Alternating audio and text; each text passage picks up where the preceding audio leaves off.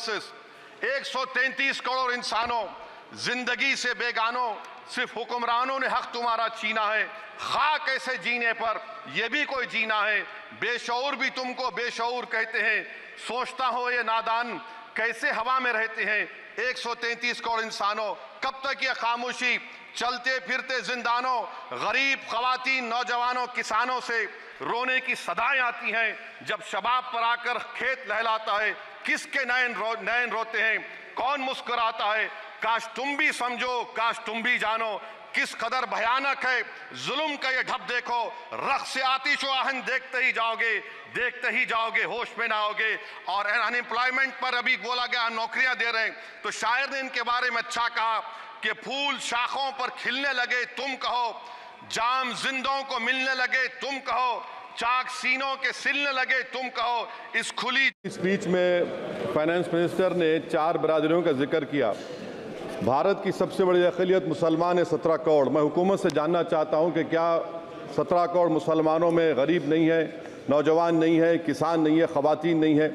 वतन अजीज़ में सबसे गरीब मुसलमान है, सबसे ज़्यादा नाखवानगी मुस्लिम ख़वातीन में। AIDS और PLFS का डेटा ये बताता है कि मुसलमानों में सबसे कम असासे हैं और कंजम्पशन लेवल दूसरे मजहबी ग्रुपों के बनिस्बत सबसे कम है। तालीमी इदारों में मैडम 15 और 24 साल की उम्र में भर्ती एनरोलमेंट में मुसलमानों की सिर्फ 29%, शेड्यूल कास्ट की 44%, हिंदू OBC के 51% और हिंदू अपर कास्ट की 59% है। हायर एजुकेशन मुसलमानों का एनरोलमेंट सिर्फ 5% है। PLFS का 2018-19 का डेटा वेज एम्प्लॉयज बताता है कि मुसलमान 22% थे, 2022-23 में 15% हो चुका है। सेल्फ एम्प्लॉयमेंट में मुसलमान हिंदू सिख से ज़्यादा 58.4% है। रेगुलर वेज एम्प्लॉयमेंट में सबसे कम मुसलमान है 15% और कैजुअल लेबर में सबसे ज़्यादा मुसलमान 26% है। तो मुसलमानों का शेयर रेगुलर एम्प्लॉयमेंट में लॉस हो रहा है एम्प्लॉयमेंट का। मुसलमान नौजवानों का ना रोज़गार मिलता है, ना तालीम के मौक़े, ना हुकूमत उनको कोई तरबियत सहूलत दी जाती है। मैं मोदी हुकूमत को एक मुसलमानों का एक अछूत बना दिया है, ना कोई सियासी नुमाइंदगी है, ना मुल्क की तरक्की में इनका कोई हिस्सा दिया जा रहा है। मैं मैडम माइनॉरिटी वेलफेयर मिनिस्ट्री में 2023-24 में 38% की बजट में कमी कर दी गई, 5,000 से 3,000 करोड़ कर दिया गया। इस साल के बजट में सिर्फ चंद 100 करोड़ का इजाफा किया गया, मगर 23-24 के बजट के लेवल पर पैसे मुख्तसर नहीं किए गए। ये मोदी हुकूमत की बदनीयती और झूठा कमिटमेंट है, झूठा कमिटमेंट अक़लियतों के ताल्लुक से। तालीम के उस अक़लियती स्कॉलरशिप मैडम अक़लियतों के गरीब तलबा और तालिबात को जियाती रकम में कमी कर दी गई। 2019 में मोदी ने कहा था कि 1 करोड़ स्कॉलरशिप दिए जाएंगे, अब सिर्फ 58 लाख दिए जा रहे हैं। 47% अक़लियती एप्लीकेंट्स को हर साल स्कॉलरशिप से महरूम कर दिया जा रहा है। 10 साल से मैं कह रहा हूं कि डिमांड ड्रिवन करो। डिमांड ड्रिवन के लिए सिर्फ 3,000 करोड़ की जरूरत है, मगर ये हुकूमत सच्चाई को और ईमानदारी से काम नहीं कर रही है। 2007 और 8 से माइनॉरिटी स्कॉलरशिप का नंबर इजाफा नहीं हुआ है। Pre matric scholarship madam Kundu committee ने कहा कि मुसलमानों में drop out rate primary level पर होता है, तो हुकूमत ने 9th क्लास से प्री मैट्रिक स्कॉलरशिप पैसे दे रही है। NDMC की इक्विटी मैडम 800 करोड़ एक मजाक है। PMGAV के में 910 करोड़ दिए गए।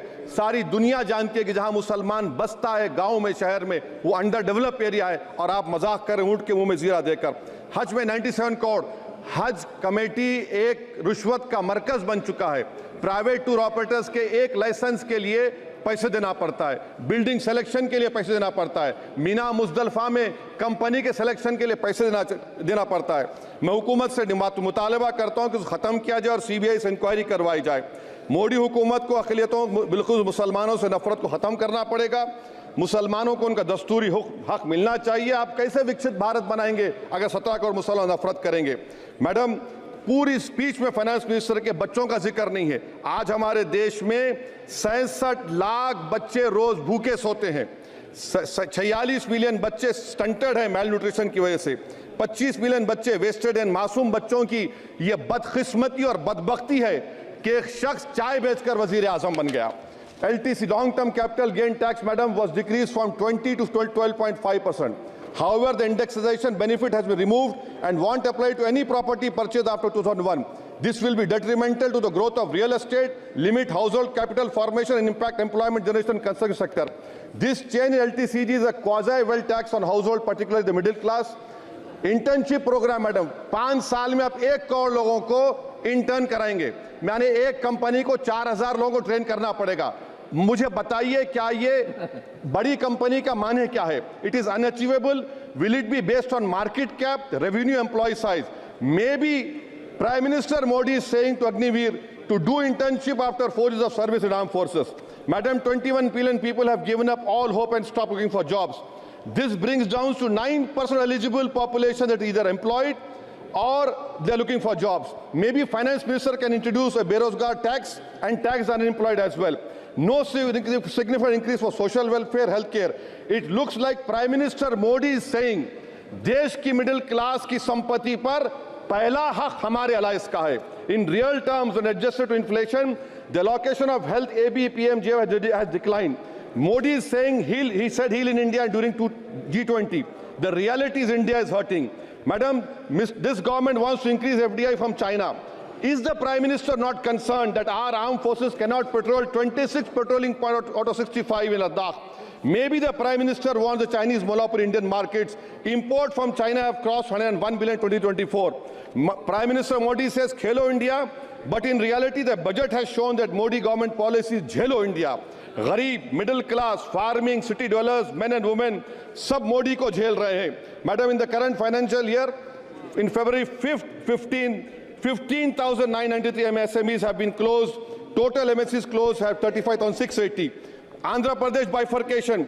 This parliament passed a law. For last 10 years, Modi government has shown their intellectual dishonesty in not giving ITR, IIM, Bayaram Steel Factory, Railway Corridor Khadipet, recognition of Palmaru as National Irrigation Project. This shows intellectual dishonesty of this government. Madam, I end my speech by quoting a famous poet, and I'm amending certain verses. 133 crore इंसानों, जिंदगी से बेगानों, सिर्फ हुक्मरानों ने हक तुम्हारा छीना है. खाक ऐसे जीने पर यह भी कोई जीना है. बेशऊर भी तुमको बेशऊर कहते हैं. सोचता हो ये नादान कैसे हवा में रहते हैं. 133 करोड़ इंसानों, कब तक ये खामोशी? चलते फिरते जिंदानों, गरीब खवातीन, नौजवानों, किसानों से रोने की सदाएं आती हैं. जब शबाब पर आकर खेत लहलाता है, किसके नयन रोते हैं? कौन मुस्कुराता है? काश तुम भी समझो, काश तुम भी जानो किस कदर भयानक है जुल्म का ये ढब. देखो रख से आतिश आहन देखते ही जाओगे, होश में ना आओगे. और अनएम्प्लॉयमेंट पर अभी बोला गया नौकरियां दे रहे हैं, तो शायर ने इनके बारे में अच्छा कहा कि फूल शाखों पर खिलने लगे तुम कहो, जाम जिंदों को मिलने लगे तुम कहो, चाक सीनों के सिलने लगे तुम कहो. इस खुली झूठ को, जहन की लूट को मैं नहीं मानता, मैं नहीं जानता. शुक्रिया मैडम. माननीय सदस्य